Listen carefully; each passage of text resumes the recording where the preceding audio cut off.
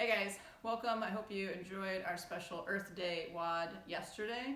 And don't forget, Coach Matt is coaching a Facebook Live class tomorrow at noon. It's going to be death by air squats and then push-ups. So we are getting near, about a month away from Murph. It has running, air squats, push-ups, and pull-ups. So today we're going to focus on the pull-up portion of that. For the workout, guys, it's going to be 10 rounds for time, 30 double unders, 10 hang power cleans. The RX is 115 for the guys, 73 for the ladies. Or if you're using 2 dumbbells or 2 kettlebells, it's going to be 50 in each hand for the guys, 35 in each hand for the ladies.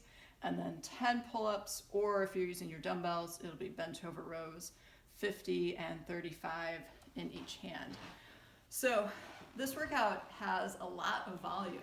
I want you to pick a scaling option that's going to let you get in a lot of quality reps. So I'll talk about all the different scaling options a little bit later, but as we're going through the warm-up, just start thinking about kind of how you might want to scale this to focus on being consistent, i.e. each round you want roughly to be taking about the same amount of time, and then you also want to be moving well and having good mechanics for all 3 movements. What we're going to do first is a Tabata of hollow and arch. If you have a PVC pipe or a broomstick, something like that that you can hold, feel free to use it. It's optional though, you don't have to have it.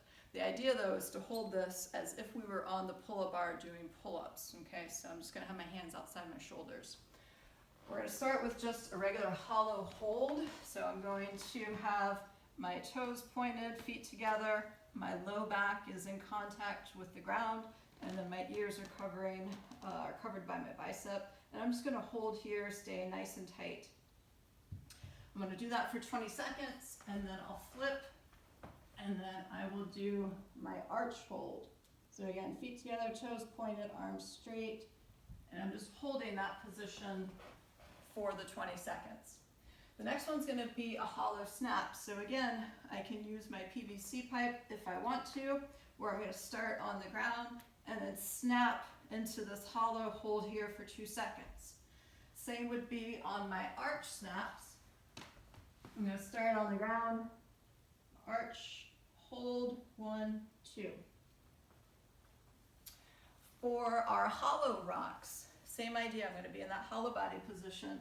But now I'm just adding in a slight rock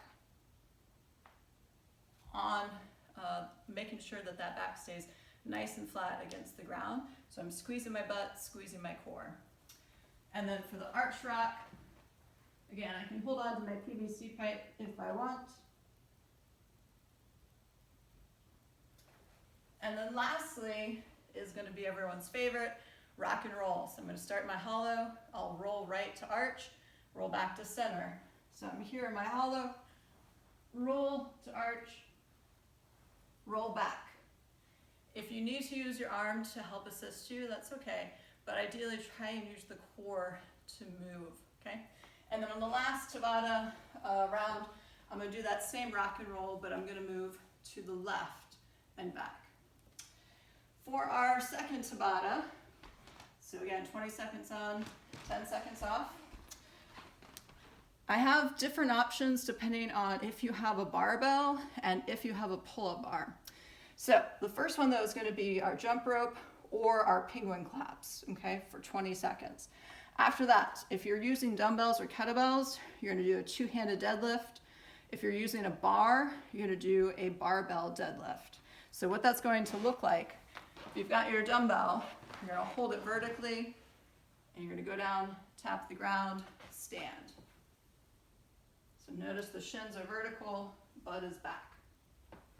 If I'm using a barbell, my hands are going to be just outside the hips, shoulders are down and back, keep the bar nice and close to the body, and then deadlift it up to the thighs.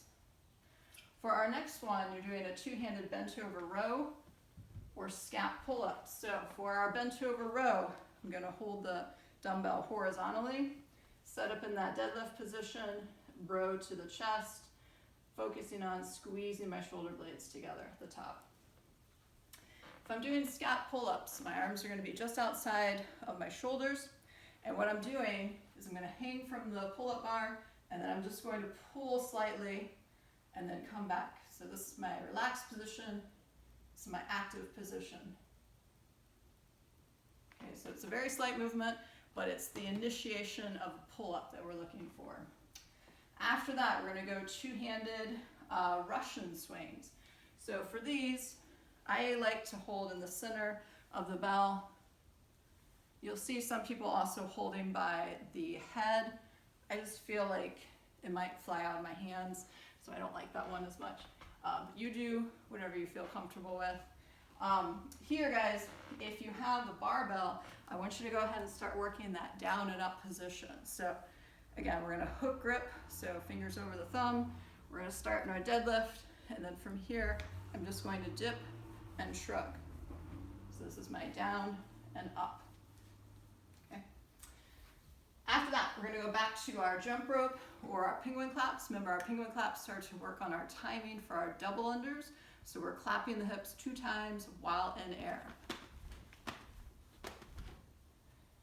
After that, we're going to go double, either dumbbell or kettlebell, hang power cleans, and I want you to practice outside of the legs. So what I mean by that is you're going to deadlift the weights up, and then you're just going to stay outside of the legs and your power clean. Okay, so I'm coming down here, butt back, and then I'm shrugging and pulling up to my shoulders. If you've got your barbell, I want you to go ahead and start working the elbows high and outside. So again, we've got hook grip. We're always going to start with the deadlift up to the waist, and then we're just going to add the elbows high and outside. So from the side here, I dip, shrug, pull. Next one is going to be our double dumbbell bent over row. So for this, we're going to go into our deadlift position and row. You could also do it with the hands facing the thighs. You'll just hit slightly different muscle groups. So again, it'll be here or here. If you have access to a pull-up bar, I want you to go ahead and work on that kip swing. So we're going to hop up to the bar, we're going to go into our arch, hollow, and the whole time I am moving from my shoulders. Lastly is going to be our actual hang power clean. This time I want you to try it inside the legs. So legs are going to be a little bit wider. Again, you're always going to deadlift them up and then shrug, stand all the way up. If you've got your barbell, empty barbell, hook grip, again, we're going to deadlift it up, and then from here, I'm going to dip, push my butt back, keep the bar close, and then get those elbows in front of the bar.